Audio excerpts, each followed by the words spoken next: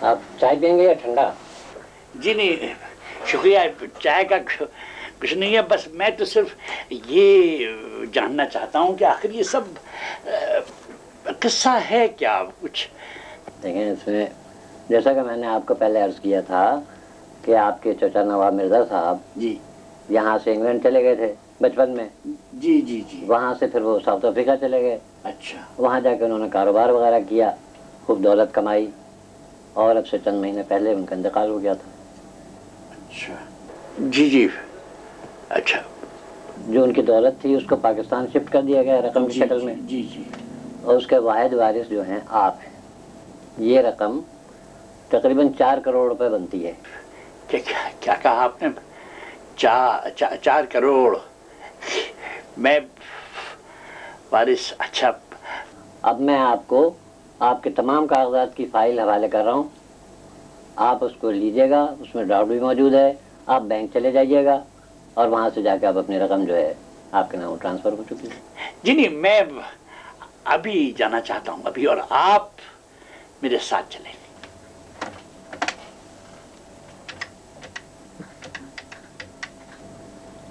Hello, कौन? गौरी साहब, अस्सलाम वालेकुम। मैं शफीक एडवोकेट बोल रहा हूँ। जी हाँ, सब खैरियत है। वो नज़ीर साहब का जो केस था 4 करोड़ के करीब जो है, उस सिलसिले में मैं आपके पास आना चाह रहा हूँ। नज़ीर साहब अपने आँखों से देखना चाहते हैं। अभी कहिए। अभी ये चाहते हैं वो। क्या आप ऐसा कर सकते हैं? Thank you sir, thank you very much. खुदा हाफिज़। जाने से पहले मैं आपसे कुछ कागजात पर दस्तखत लेना चाहता हूँ। हज़राए करम आप साइन कर दें। जी जरूर।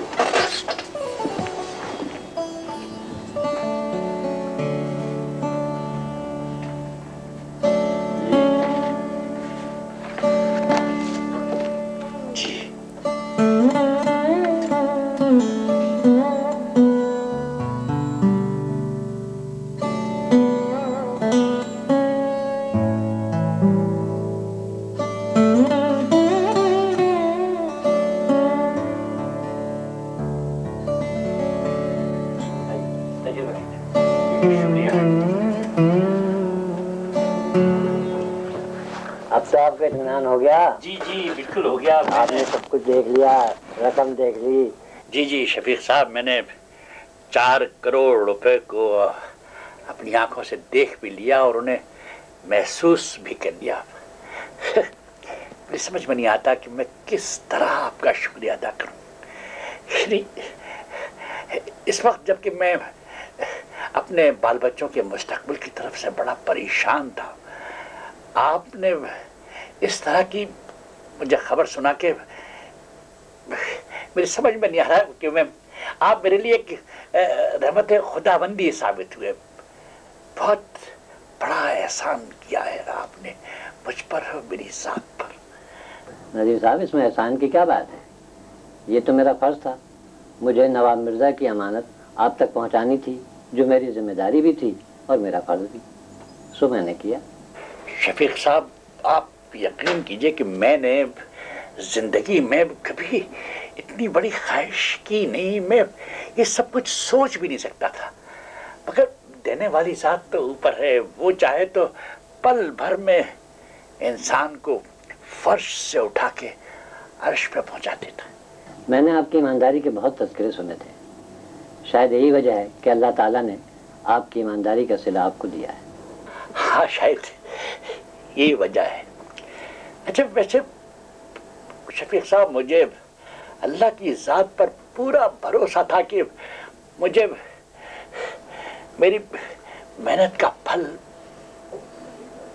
एक न एक दिन जरूर मिलेगा।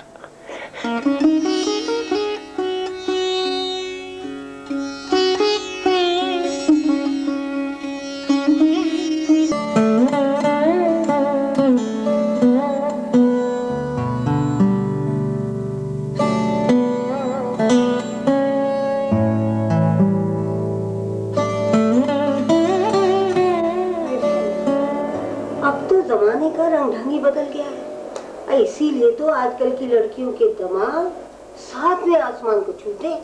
आपा आजकल की तो दुल्हन तौबा तौबा, ऐसे मुंह खोल के हंस हंस के खुद ही वीडियो बना रही होती हैं, खुद ही कहती है करीब आ जाओ, बैठ जाओ, यहाँ बैठ जाओ, मेरे दूल्हा को खुद ही बुला रही।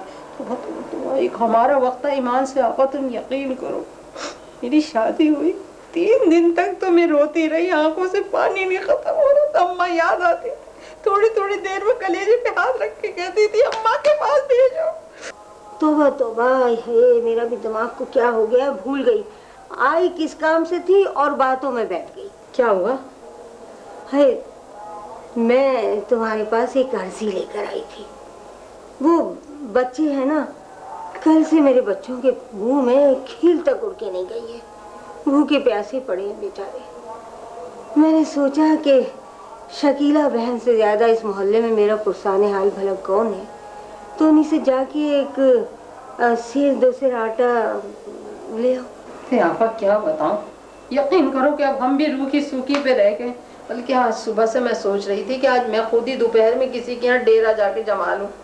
अरे आपा, तुम कह रही थी रुखसाना की आज शादी हुई है, एक तरकीब आई है। ऐसा करते हैं मुबारकबाद के बहाने चलेंगे, कुछ ना कुछ तो खाने को मिलेगा ना। हाँ, चलो। खाना बटेगा ना, तो तुम शॉपर रखना साथ, मैं खुद 4-5 रोटियां डाल दूंगी, सालन भी, तुम्हारे बच्चों का भी काम हो जाएगा, मेरा भी हो जाएगा। सही, चल आजा आजा जल्दी आओ, दुल्हन को मुबारकबाद देंगे और तारीफें करना दुल्हन की है। हाँ, बहुत तारीफें करूंगी।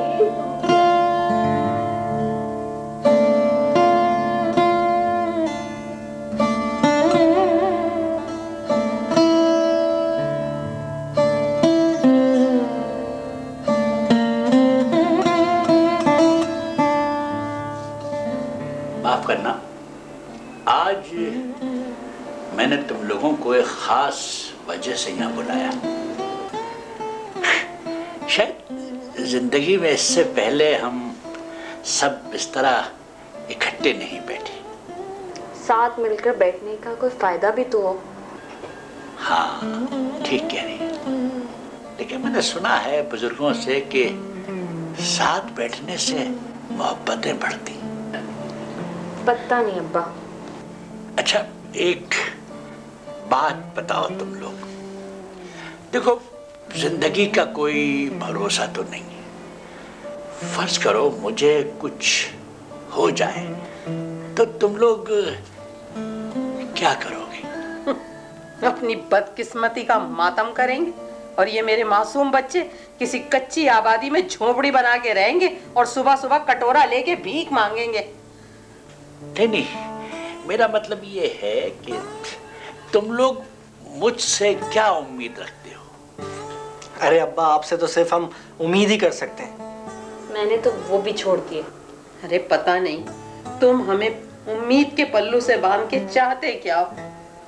देखो, कभी कभी इंसान की जिंदगी में ऐसे वाकयात भी होते हैं जिनके बारे में उसने सोचा भी नहीं होता है, और फिर यही खुशगवार वाकयात जो हैं ये जिंदगी का हिस्सा बन जाते हैं। इसलिए मैं जानना चाहता हूं कि तुम लोगों की ऐसी कौन सी ख्वाहिशें हैं जो शायद जिंदगी में मैं पूरी कर सकूं।